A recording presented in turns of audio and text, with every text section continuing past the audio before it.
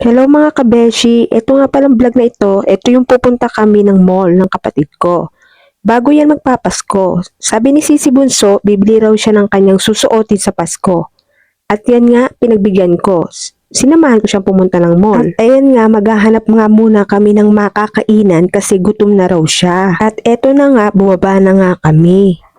At ayan nga, nakakita na kami ng kainan na affordable at pasok sa budget naming magkapatid. Ayan nga pala yung mga in-order naming Japanese siomai with plain rice, si Sisi Bunso seafood with fried rice. Nakita ni Sisi Bunso na may tiyanggi ng mga damit sa labas, sa may tapat ng mall. Sabi niya doon na lang siya bibili ng damit na susuotin niya sa Pasko. Ang lakas ng trip ng kapatid ko, galing kami sa loob ng mall sa labas ng bargain sa may tiyanggihan siya bibili ng damit. Sabi niya, triple raw ang presyo ng mga price ng damit sa mall. Sa labas na nga lang siya bibili. Eto nga at pauwi na kami. Ginabi na kami. At nakabili na si Sisi Bunso ng susuotin niya sa Pasko.